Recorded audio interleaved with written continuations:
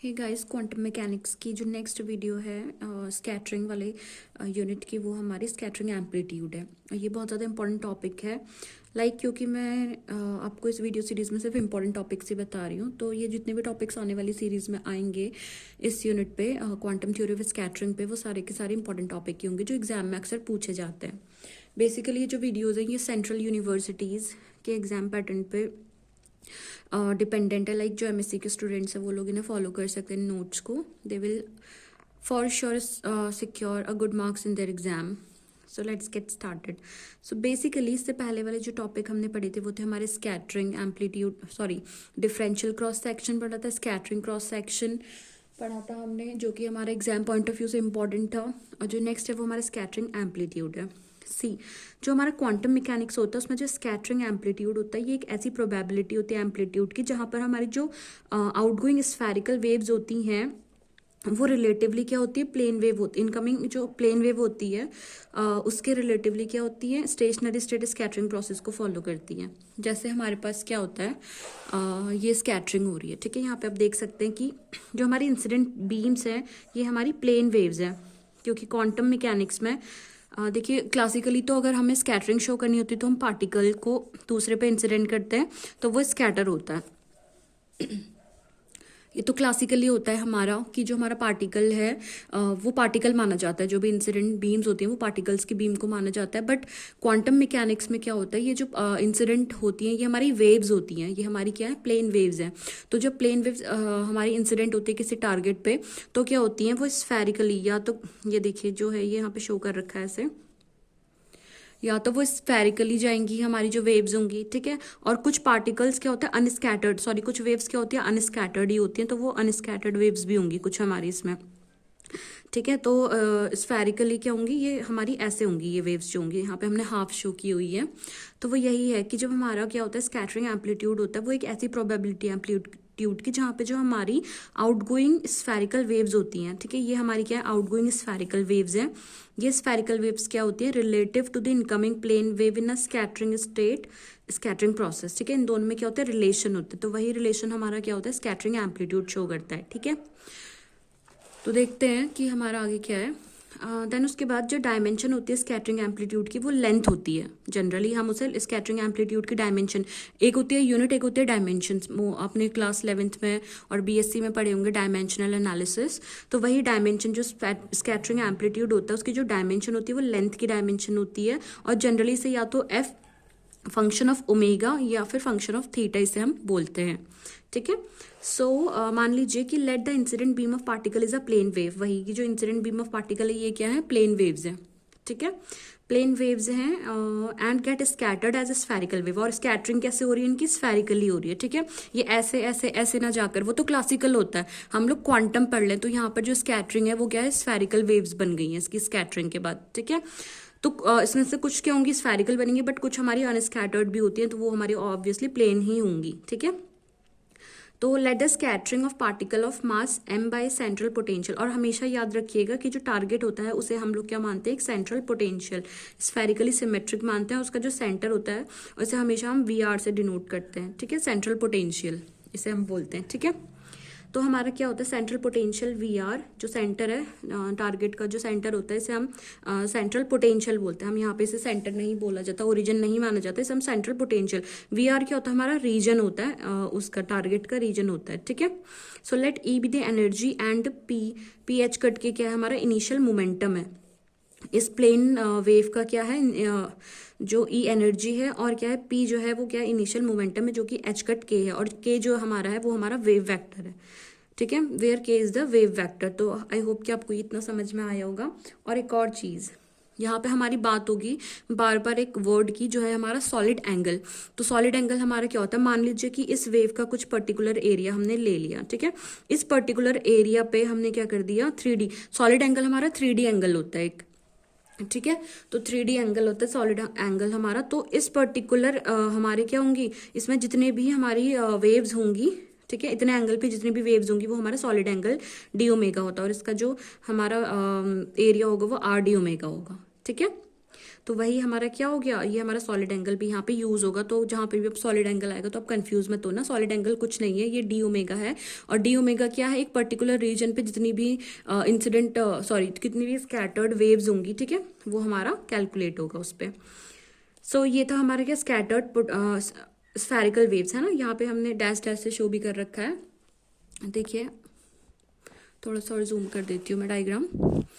Okay तो ये क्या आती है हमारी, ये हमारी क्या है, इंसिडेंट प्लेन वेव्स हैं जो आपको ऐसे दिख रही है, ये क्या है, प्लेन वेव्स। क्योंकि हम क्वांटम मैकेनिक्स की बात करें तो हम यहाँ पर पार्टिकल की बीम ना लेके हम लोग क्या करते हैं, यहाँ पे वेव ट्रीटमेंट होता है हमारा क्वांटम मैकेनिकली। तो प्लेन वेव्स हमने कंसिडर की, ये जब स्कैटर हुई तो कैसी हुई, स्फेरिकली स्कैटर हुई है हमारी, ठीक है, स्फेरिकली फैली है टकरा के टारगेट से। और कुछ क्या होती है, अनस्कैटर्ड ही होती हैं, तो इसलिए इसे ऐसे शो किया हुआ है। और ये हमारा क्या है, सॉलिड एंगल है। इतने एरिया पे जो जो भी हमारे एंगल्स होंगे वो हमारा सॉलिड एंगल कहलाता है। और यहाँ से यहाँ तक की डिस्टेंस कितनी, आर प्लस डी आर, और ये क्या है हमारा आर। ओके, और थीटा और ओमेगा यहाँ पे क्या है, इक्वल है। और वी आर हमारा सेंट्रल पोटेंशियल है, क्योंकि जो हमारा टारगेट है क्वांटम मैकेनिकली हम इसे एक स्फीयर अज्यूम करते हैं, और इसका जो रीजन होता है जितना, वो हमारा वी आर होता है। और ये सेंट्रल पोटेंशियल होता है जहाँ से हमारा मेजर किया जाता है चीज़ों को। So okay, so the Schrodinger equation for central potential V r. अब इस सेंट्रल पोटेंशियल वी आर के लिए जो श्रोडिंगर इक्वेशन है वो कैसे दी जाती है, minus h cut square upon 2m del square plus V r of psi k r. Okay, और ये किसके इक्वल है, ई साई, और फंक्शन किसका है, के, और फंक्शन है आर का। इसे हमने मान लिया equation number 1। Now the scattering amplitude is determined by, कैसे डिटरमाइन किया जाता है, asymptotic form of psi k are theta phi. अच्छा, यहाँ पर हमने आर थीटा फाई क्यों लिया है, क्योंकि ये हमारा स्फेयर है वेव, और स्फेरिकल कोऑर्डिनेट्स हमने कंसिडर किए हैं।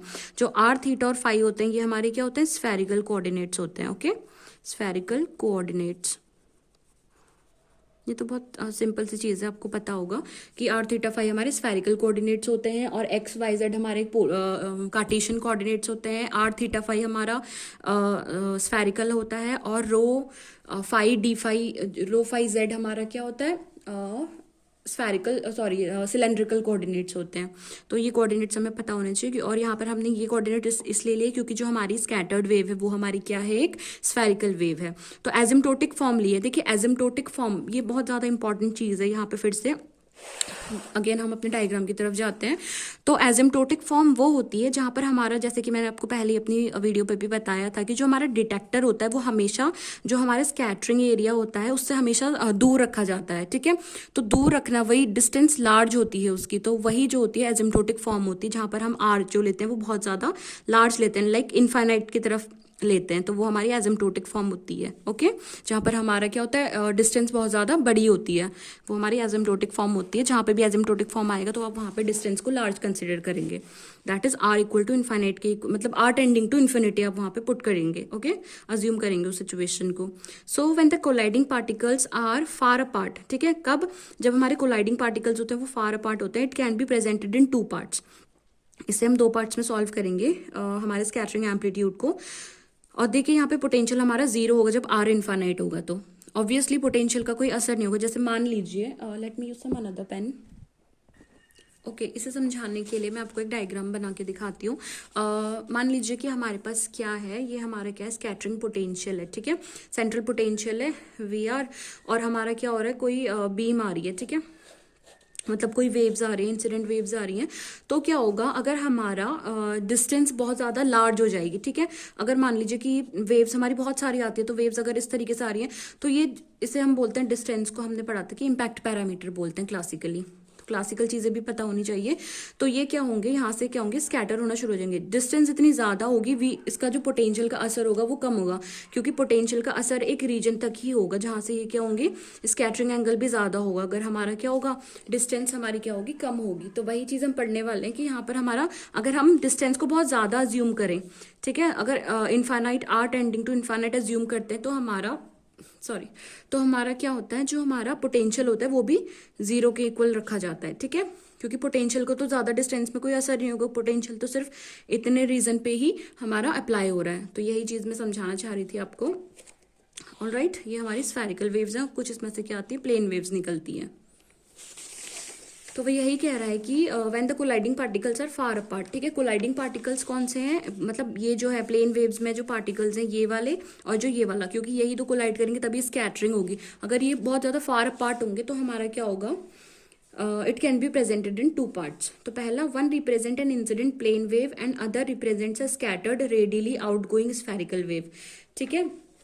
अब फिर से वही 2 पार्ट्स में करते हैं। पहला पार्ट ये है जहां पर हमारा क्या है, इंसिडेंट प्लेन वेव है, और दूसरा वो है जो ये है हमारी स्फेरिकल वेव जो कि रेडियली आउटवर्ड हमारी जा रही है, ये हमारा दूसरा है, ठीक है। तो one represent the incident plane wave and other represents a scattered radially outgoing spherical wave, that is, इसका अगर हम वेव फंक्शन लिखते हैं तो Sai k are theta phi, क्योंकि स्फेरिकल का लिख रहे हैं तो हमारा साई के इज इक्वल्स टू किसके फंक्शन होगा, आर थीटा और फाई का फंक्शन होगा। तो पहला टर्म जो होगा इसमें होगा ई की power I k dot are, plus दूसरा जो होगा एफ ओमेगा ई की power I K R upon are. ये हमारे किसके लिए है, इंसिडेंट प्लेन वेव के लिए है, और ये वाला हमारा स्कैटर्ड क्या है, आउटगोइंग स्फेरिकल वेव है। तो जो टोटल वेव फंक्शन होगा वो इन दोनों का सम होगा, ठीक है। ये हमारा क्या थी, ये हमारा स्कैटरिंग वाली, टोटल हमारी जो स्कैटरिंग है वो हमारा स्कैटरिंग वेव फंक्शन ये है, और ये हमारा क्या होगा, मतलब ये इन दोनों का सम होगा, हमारी जो इंसिडेंट प्लेन वेव होगी और दूसरा क्या होगा स्कैटर्ड वेव होगी, जो इन दोनों का सम होगा, ओके। और बेसिकली इसे समझने के लिए आपको ये चीज़ देखिए, ये बहुत ज़्यादा इंपॉर्टेंट है कि जैसे मान लीजिए कि ये हमारी क्या थी, incident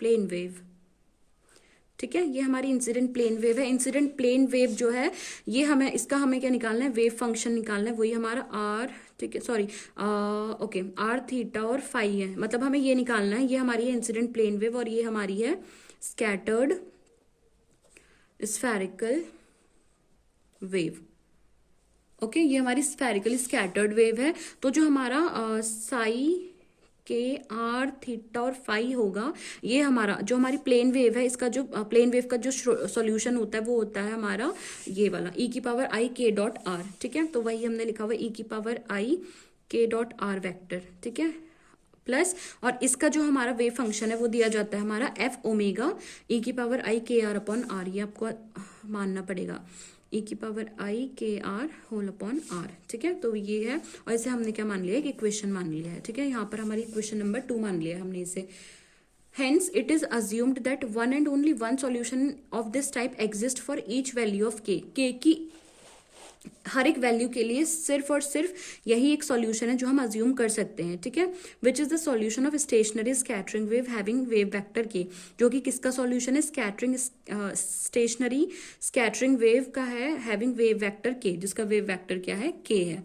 next is what, in equation 2, जो हमारी इक्वेशन 2 है ये मैंने आपको बता दिया है, ये हमारा क्या रिप्रेजेंट करती है, ये हमारी प्लेन वेव का रिप्रेजेंट करती है, ठीक है।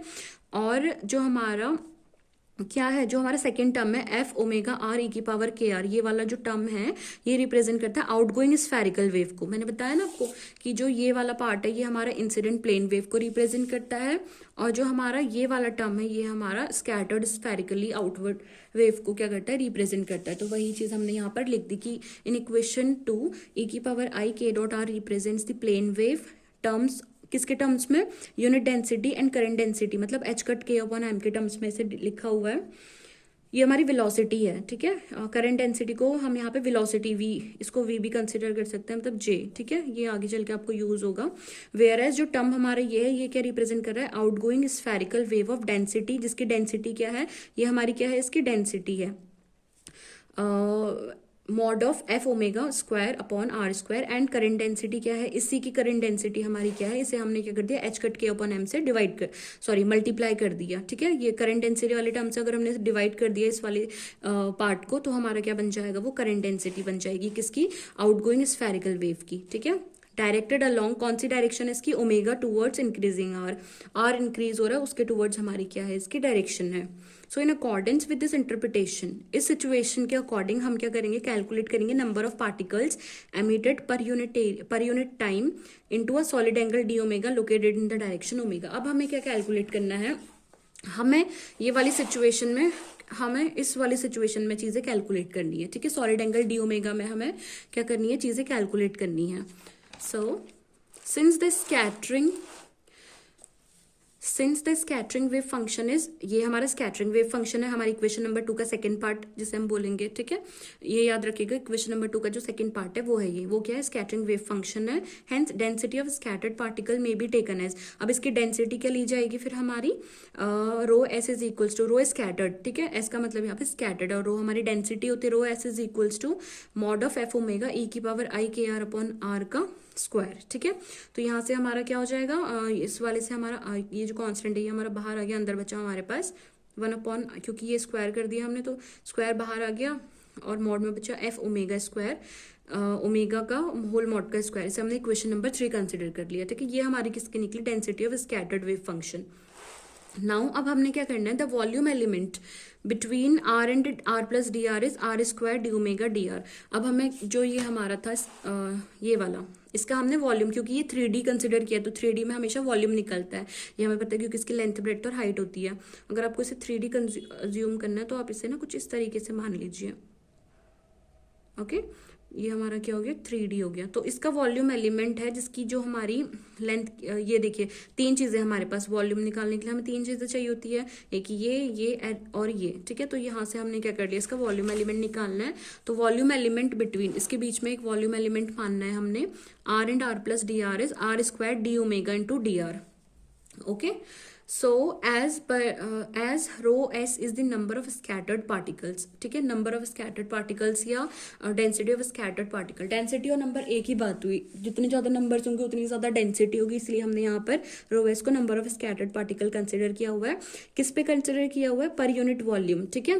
Hence the number of particle in the elementary volume is, अब ये हमारा वॉल्यूम आया, ठीक है, इसमें नंबर ऑफ पार्टिकल्स कितने हो जाएंगे, फिर इसे हम इससे क्या कर देंगे, मल्टीप्लाई कर देंगे, वेरी सिंपल। तो इस वाले टर्म को हमने रो एस से मल्टीप्लाई कर देना, तो यहाँ से हमारा क्या निकल जाएगा, number of particles in the elementary volume, ठीक है। ये हमारी क्या है, number of particles in the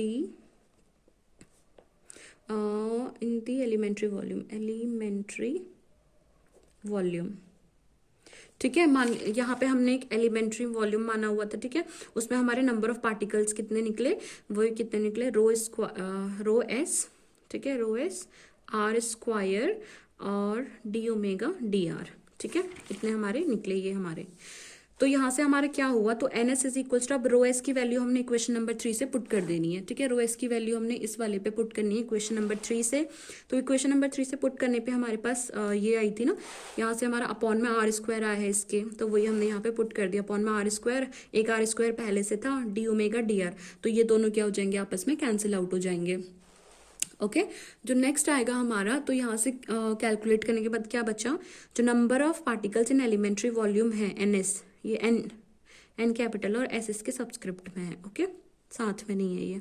तो ये आया mod of F omega square D R D omega, ठीक है। ये इक्वेशन नंबर 4 कंसिडर कर ली। अब हमने क्या निकालना है, नंबर ऑफ स्कैटर्ड पार्टिकल्स पर unit time is given by, अब हमें नंबर ऑफ स्कैटर्ड पार्टिकल पर यूनिट टाइम निकालना है। पर यूनिट टाइम निकालना है तो हम क्या करेंगे, इसे टाइम के रिस्पेक्ट में डिफ्रेंशिएट कर देंगे। तो ये हमारे यहाँ से आ जाएगा D N S upon D T is equals to F omega square D omega, और ठीक है, हमने किसके रिस्पेक्ट में से डिफ्रेंशिएट किया है, क्योंकि ओमेगा तो एंगल है, तो डिफरेंशिएशन किसका होगा, हमारा पोजीशन का होगा, तो इसलिए हमने D R upon D T लिख लिया, और जो एंगल है वो हम यहाँ पे हमने क्या किया हुआ, कांस्टेंट कंसिडर किया हुआ है।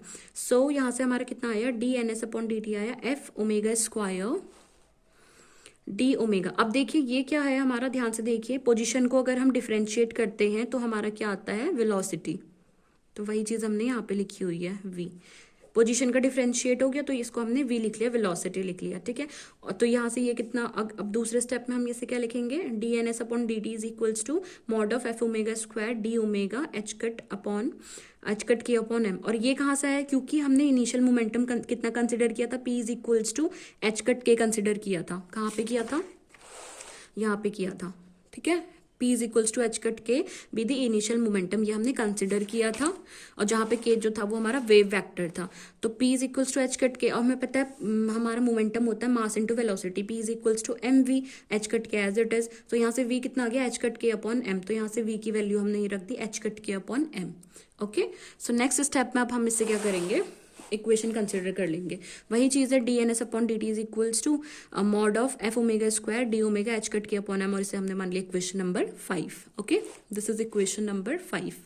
Now if J be the current density, then J अगर हमारी करंट डेंसिटी है तो हमारा क्या हो गया, J is equals to rho into velocity. ठीक है, density current density rho V हो गया, इसे हमने इक्वेशन नंबर 6 मान लिया। Now since the beam of particle is travelling in a same direction, अब हमें पता है कि जो बीम ऑफ पार्टिकल्स थी वो हमारी क्या हो रही है, सेम डायरेक्शन में ही क्या हो रही है, ट्रैवल हो रही है सारी। ठीक है, सेम डायरेक्शन में ट्रैवल हो रही है, तो इसका मतलब क्या हुआ, जो फ्लक्स होगी beam number of particle crossing per unit area per unit time perpendicular to the beam, तो जो फ्लक्स होगी, ठीक है, वो हमारी क्या होगी, परपेंडिकुलर होगी बीम के। फ्लक्स क्या होता है हमारा, किसी स्मॉल एरिया एलिमेंट से, ठीक है, यूनिट एलिमेंट से, ठीक है, यूनिट टाइम में जितने भी नंबर ऑफ फील्ड लाइंस या नंबर कोई भी नंबर ऑफ बीम या कुछ भी पास हो रहा होता है तो उसे हम क्या बोलते हैं, फ्लक्स बोलते हैं। ठीक है, तो फ्लक्स बेसिकली हमारा ये होता है। तो since the beam of particle is travelling in the same direction with velocity v, तो flux of the beam is the number of particle crossing per unit area per unit time perpendicular to the beam, जो कि flux जो होगी वो perpendicular होगी beam से। These are the number of particle in a volume of unit cross section and length v, so ये क्या है, हमारे number of particles हैं, volume of unit cross section and length v। ठीक है, सो बट हमारा क्या है, डेंसिटी क्या है, 1 है for incident particles. Incident particles के लिए जो रो है वो 1 है, तो यहाँ से जो इक्वेशन नंबर 6 हमने कंसिडर करी थी, अगर रो हमारा 1 है तो जे किसके इक्वल हो जाएगा, वी के इक्वल हो जाएगा। तो सिमिलरली तो जे इक्वल टू वी हो गया, और वी हमने यहाँ से क्या निकाला था अभी थोड़ी देर पहले, V is equals to H cut के अपॉन एम। ओके, तो V is equals to H cut के अपॉन एम हमने रख लिया, इक्वेशन नंबर 7 मान लिया। अब also if sigma omega is the scattering cross section, then the number of particles scattered in a solid angle d omega per unit time। अब solid angle d omega में जो हमारी क्या होगा, सिग्मा ओमेगा अगर हमारा स्कैटरिंग क्रॉस सेक्शन है तो सॉलिड एंगल डी ओमेगा में हमारा क्या होगा, नंबर ऑफ पार्टिकल स्कैटर्ड कितने होंगे, J sigma omega into D omega, क्योंकि जो हमारा स्कैटरिंग है वो डायरेक्टली किन किन चीज़ों पे डिपेंड करती है। ठीक है, वो डिपेंड करती है हमारी जे पे, सिग्मा ओमेगा पे और सॉलिड एंगल पे, इन 3 चीज़ों पे वो डिपेंड करती है। ठीक है, तो नंबर ऑफ पार्टिकल्स स्कैटर्ड किस किस पे डिपेंड करेंगे, जे जितने उस पे करंट डेंसिटी होगी उस पे, जितना उसका क्रॉस सेक्शन एरिया होगा उस पे, और कितना वो सॉलिड एंगल है। सॉलिड एंगल मैंने आपको बताया था, फिर से दिखा देती हूँ एक बार। ये जो है हमारा डी ओमेगा, ये सॉलिड एंगल है। ठीक है, 3D एंगल होता है हमारा, किसी पार्ट पे हम जितने भी हमारे क्या होते हैं एंगल्स आ रहे होते हैं वो हमारा सॉलिड एंगल होता है। तो इन सब चीज़ों पर डिपेंड करेगा, जितना ज़्यादा सॉलिड एंगल होगा उतनी ज़्यादा हमारे नंबर ऑफ पार्टिकल्स इसमें होंगे। अब इसमें अगर हम ये एंगल बढ़ा ले लें, और ठीक है ये एंगल हम थोड़ा और बढ़ा ले लें तो इतने एरिया में और ज़्यादा पार्टिकल्स आ सकते हैं। अगर ये एंगल और बढ़ा ले लें, ठीक है, तो ज़्यादा पार्टिकल्स आ सकते हैं। तो हमने बेसिकली यहाँ पे इतना ही कंसिडर किया हुआ है। बट ये देखिए यहाँ से डिपेंड करता है कि इंसिडेंट बीम्स और नंबर ऑफ पार्टिकल स्कैटर्ड किस किस पर डिपेंड करते हैं, हमारे इसकी डेंसिटी पर डिपेंड करते हैं, सॉलिड एंगल पे डिपेंड करते हैं, और हमारा क्या होता है स्कैटरिंग स्कैटरिंग क्रॉस सेक्शन पे डिपेंड करते हैं। तो इन 3 चीज़ों पर डिपेंड करते हैं। तो वही हमने यहाँ पे लिखा हुआ है कि हमारा किस किस पर डिपेंड कर रहा है, और हाँ जे हमारा क्या इन तीनों पे डिपेंड कर रहा है। अब हमने वैल्यूज़ रखनी है। जे क्या है हमारा वी के इक्वल है यहाँ पे, क्योंकि डेंसिटी 1 कंसिडर करी है हमने, तो जे कितना आ गया, एच कट के अपॉन